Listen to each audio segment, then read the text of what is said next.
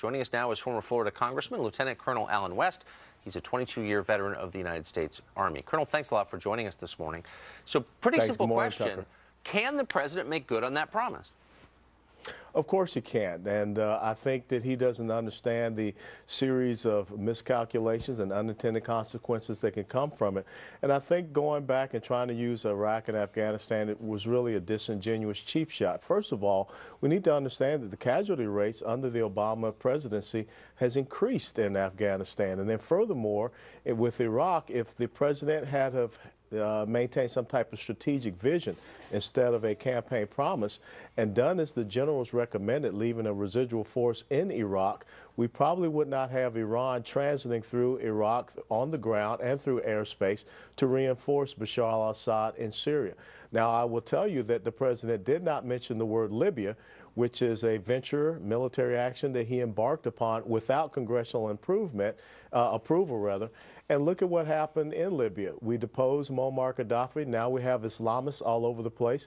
And unfortunately, on this 9/11, the 12th anniversary, we will sadly have to remember the death of 4 Americans to which no support came to. And now Islamists are all over Libya, even training based upon Al-Qaeda and Muslim Brotherhood influence individuals to go to Syria to fight. Right. So he has no idea about the unintended consequences. One of those unintended consequences, Colonel, I want to pick up on something you're just talking about there, are these radicals, the Islamists and the rebels in Syria.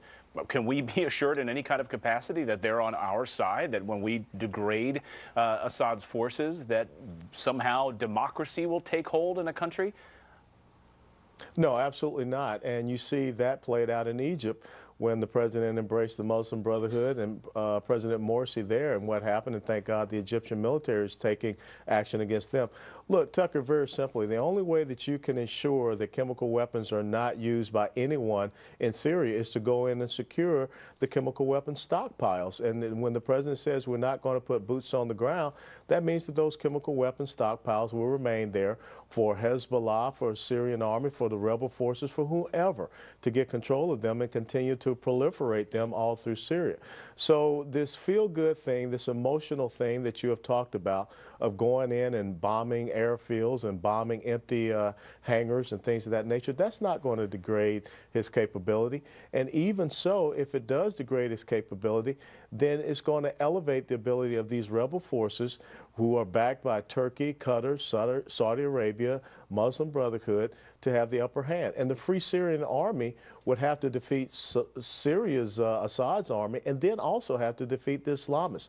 So he's just causing a bigger conundrum, and this is an emotional tug. And I tell you, the American people need to stand firm. Our representatives need to stand firm and not grant approval. Well, what you just said, it seems to me the nub of the problem. It's remarkably complex, the situation on the ground in Syria, and it's not at all clear what our goal is. You don't lob rockets at a capital without some expectation of what you want. Like, what do we want? Do we want the Assad regime to fall, to be replaced by whom? What's our strategy here?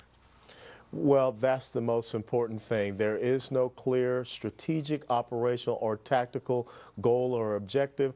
There is no clear understanding what the end state is. Everyone keeps saying that we have to do something.